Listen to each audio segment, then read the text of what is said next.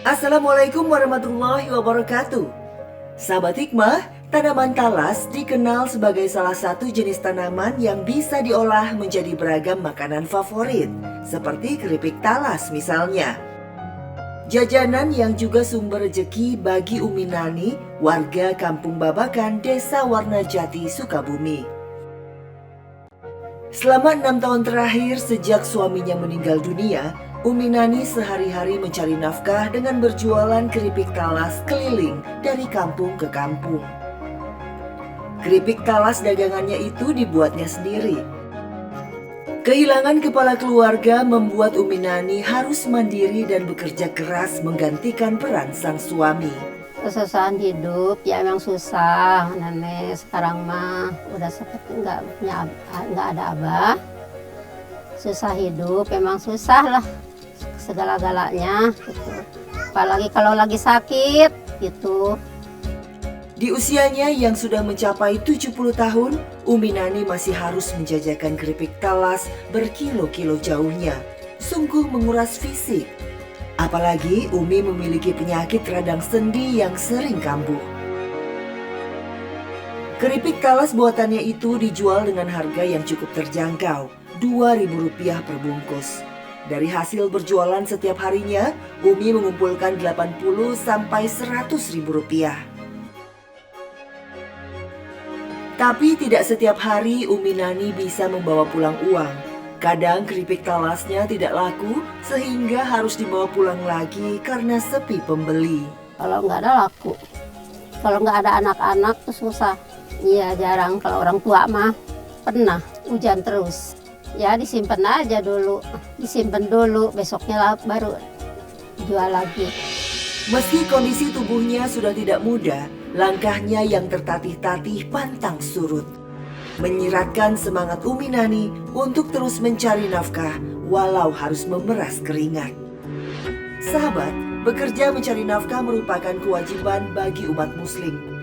Sebagai bentuk rasa syukur memanfaatkan anugerah yang diberikan.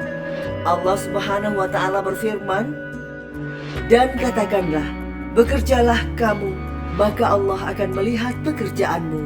Begitu juga Rasul-Nya dan orang-orang mukmin. Dan kamu akan dikembalikan kepada Allah yang mengetahui yang gaib dan yang nyata. Lalu diberitakannya kepada kamu apa yang telah kamu kerjakan." Quran Surat At-Taubah ayat 105. Saya suka beli 10.000, kadang suka lebih. Rasanya enak, renyah, gurih. Rasa keripik buatan emak itu enak, ada ciri khas yang beda dari yang lain. Karena terjangkau, emak kan suka keliling, jadi nggak usah ke warung, jadi bisa nungguin emak lah gitu lewat. Untuk membuat keripik talas tentu saja Umi Nani membutuhkan talas sebagai bahan bakunya. Demi menghemat pengeluaran modal, Umi memanen sendiri dari kebun talas yang banyak terdapat di sekitar rumahnya. Harga talas yang diperolehnya langsung di kebun jauh lebih murah dibandingkan membelinya di pasar. Memanen talas bukanlah pekerjaan yang ringan. Pekerjaan ini membuat pinggang Umi Nani sering terasa sakit karena tidak kuat menahan beban kala mencabut talas. Agar tanaman talas yang merupakan sandaran mata pencaharian Umi bisa segera tumbuh kembali selesai panen, Umi juga menanam bibitnya di kebun. Setelah talasnya terkumpul, Umi Nani segera mengolahnya menjadi keripik talas. Umi hanya membutuhkan minyak goreng dan penyedap rasa sebagai bahan pendukungnya. Pertama, talas dikupas terlebih dahulu. Setelah itu diiris dan diserut tipis-tipis. Irisan talas itu kemudian dicuci sekaligus direndam dalam larutan air yang sudah dicampur penyedap rasa. Selesai dicuci, irisan talas ditiriskan sebelum digoreng.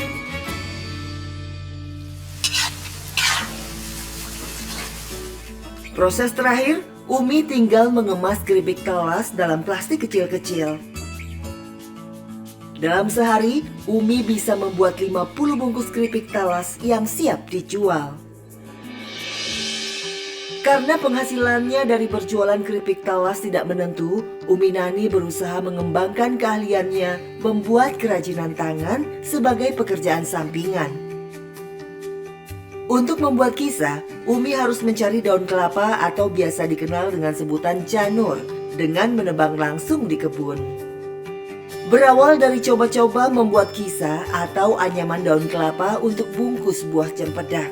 Akhirnya, keterampilan itu membawa berkah bagi Umi Nani. Pesanan pun berdatangan.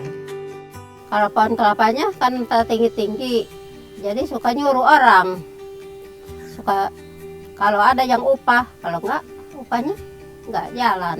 Tadi dari kebun, iya yang pendek itu mah, jadi bisa diambil sendiri. Membuat kerajinan anyaman kisah dimulai Umi dengan memotong daun kelapa. Selanjutnya, Umi langsung menganyamnya sesuai ukuran dan bentuk yang diinginkan, berupa seukuran buah cempedak. Daun kelapa yang terdiri sisi kanan dan kiri yang dipisahkan tulang kelapa atau nyere itu dianyam Umi pada salah satu sisinya terlebih dahulu. Kalau sudah selesai, kemudian ditangkupkan ke sisi yang satunya lagi hingga berbentuk seperti kantong dan dilanjutkan menganyam untuk menyatukan kedua sisinya. Tidak butuh waktu lama bagi Umi untuk menyelesaikan satu persatu kisah pesanan pembelinya. Ya sulit juga kalau itunya nyerenya suka patah-patah kan. Suka nyambungnya susah. Kerajinan kisah buatan Umi Nani dijual seharga Rp2.500 per buahnya. Itu pun tak jarang masih ada saja yang menawar. Tapi Umi tetap menerimanya dengan ikhlas tanpa pernah mengeluh. Biasanya mereka datang mengambil pesanannya ke rumah Umi, lalu langsung membawa kisahnya ke kebun mereka untuk dipasang. Seperti inilah kisah hasil buatan tangan Umi Nani dipasang oleh pembelinya dengan cara dibungkus mengelilingi buah cempedak yang masih menggantung di pohon. Biasanya kisah dipasang agar proses pematangan buah cempedak lebih cepat. Selain itu masih ada fungsi lainnya. Biasanya biar buahnya bagus ya, jauh dari ini, dari ulet biasanya kan suka banyak ulet. Kalau pakai kisah pasti bagus ya. Alhamdulillah sih berhasil. Udah lama pemakaian pasti bagus. Pesan ya lumayan ya kalau lagi banyak. Kemarin lagi kalau sekarang lagi kurang buahnya. Jadi ya sedikit kurang banyak. Bagus. Rapi gitu anyamannya ya, nggak ini rapat. Di rumahnya yang sederhana, Umi Nani tinggal sebatang kara sejak kepergian sang suami. Anak-anaknya semua pergi mengadu nasib keluar kota. Berbekal penghasilannya dari berjualan keripik talas dan kisah daun kelapa yang pas-pasan, membuat Umi tak jarang kesulitan untuk sekedar makan saja.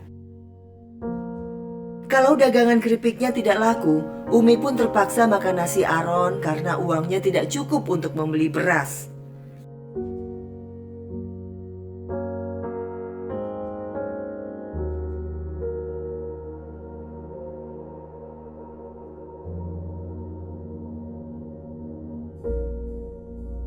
Meski hidupnya serba kekurangan dan terhimpit berbagai kesulitan, Umi mencoba bertahan sendirian. Tak ingin ia meminta-minta.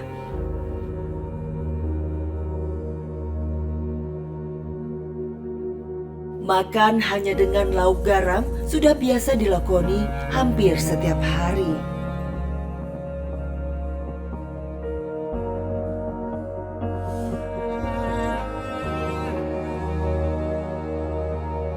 Ya makan sih susah juga. Pernah ya nggak punya itu beras, akhirnya ada aron dimasakin aja gitu.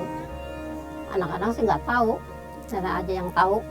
Jangan makan sendiri karena nggak ada beras gitu. Kalau minta-minta nggak mau kan. Tidak mau berdiam diri menghadapi berbagai kesulitan hidupnya, Umi Nani mencari tambahan penghasilan lain dengan berjualan kayu bakar. Namun rupanya kesabaran Umi masih diuji. Ketika akan berangkat berjualan kayu bakar, Umi mendapati kayu yang sudah dikumpulkannya dengan susah payah di depan rumah hilang dicuri. Terkejut dan sedih, Umi Nani tidak bisa berbuat apa-apa selain harus pergi mencari kayu lagi agar hari ini bisa makan.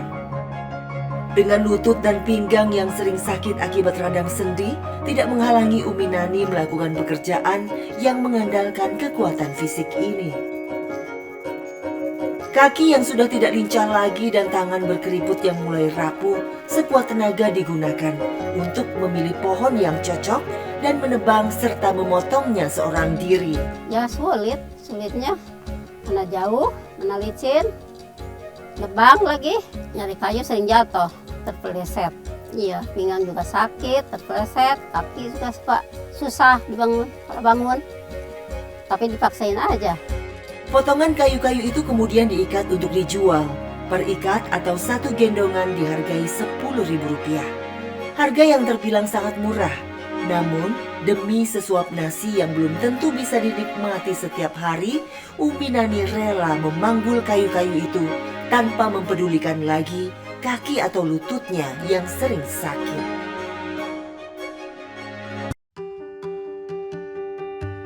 Berjualan kayu bakar di masa modern seperti sekarang ini jelas bukan hal yang mudah bagi Umi Nani. Maka kalau bisa menjual satu gendongan kayu saja sudah sangat disyukuri Umi. Ya sulit juga kayu bakar mah. Iya sekarang mah paling nggak ada 2 orang yang suka beli pakai kayu itu gas. Udah jarang dah pakai kayu bakar. Kesabaran Umi berbuah nikmat berkah. Ketika kayu-kayu yang sudah diperolehnya dengan susah payah itu sudah ditunggu pembeli yang membutuhkannya.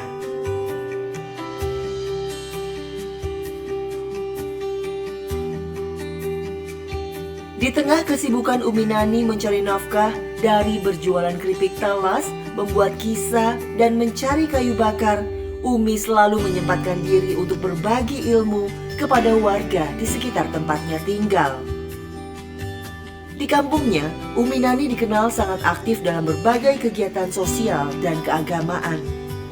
Salah satu aktivitas yang rutin dilakukan Umi Nani adalah mengajak ibu-ibu yang tinggal di sekitarnya untuk memulai gerakan menanam apotek hidup di rumah masing-masing. Tanaman apotek hidup yang rata-rata berupa rempah-rempah oleh Umi nantinya bisa bermanfaat manakala ada warga yang sakit dan membutuhkan racikan herbal. Gerakan bercocok tanam apotek hidup ini pun sudah berlangsung beberapa tahun. Alhamdulillah respon warga ngedukung pada baik sama emak gitu. Ya dari dulu pengennya nolong warga gitu. Dari apotek hidup yang ditanam di sekitar rumah, Umi Nani bisa mengolahnya menjadi jamu herbal. Saat mendengar ada tetangga yang terbaring sakit, Umi biasanya membuatkan jamu dan akan mengajak ibu-ibu warga kampungnya untuk mencenguk, sembari mencontohkan manfaat apotek hidup yang mereka tanam.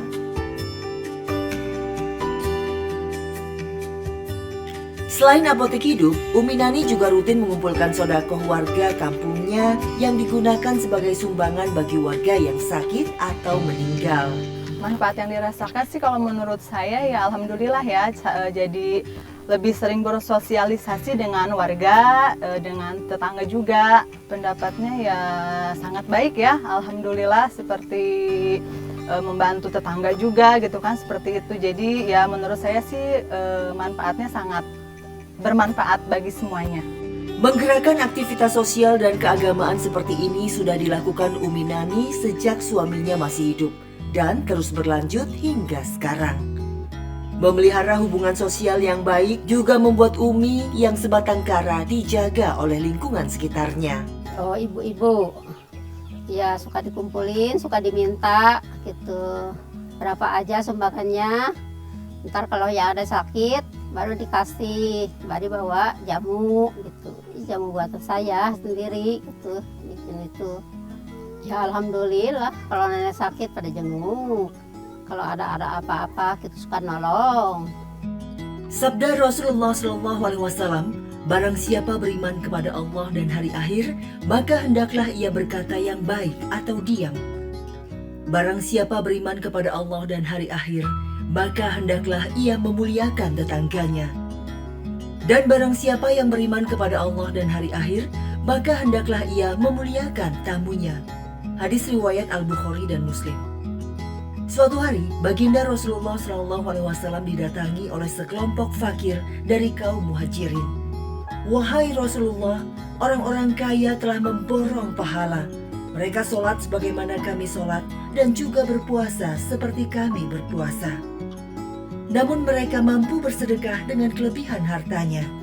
Lantas Rasulullah menghibur mereka dengan pertanyaan yang indah. Bukankah Allah telah menjadikan bagi kalian jalan untuk bersedekah? Sesungguhnya pada setiap tasbih ada sedekah, pada setiap takbir ada sedekah, pada setiap tahmid ada sedekah, dan pada setiap tahlil ada sedekah. Menyuruh kebaikan adalah sedekah, melarang kemungkaran adalah sedekah, dan mendatangi istrimu adalah sedekah. Hadis riwayat Muslim. Mengisi usia senja dengan hal-hal yang bermanfaat baik bagi dirinya, keluarga, dan orang-orang di sekitarnya, itulah prinsip Umi Nani. Salah satunya dengan selalu menjaga hablum minallah dan hablum minannas. Dari kisah Umi Nani dan Mak Hindun yang menjadi tulang punggung keluarga dan orang tua tunggal yang masih juga aktif terlibat kegiatan sosial meski hidupnya sendiri pas-pasan, menjadi inspirasi yang dapat kita petik dalam mengarungi kehidupan. Semoga tayangan hikmah hari ini dapat membawa manfaat, menggali hikmah, menuai berkah. Wassalamualaikum warahmatullahi wabarakatuh.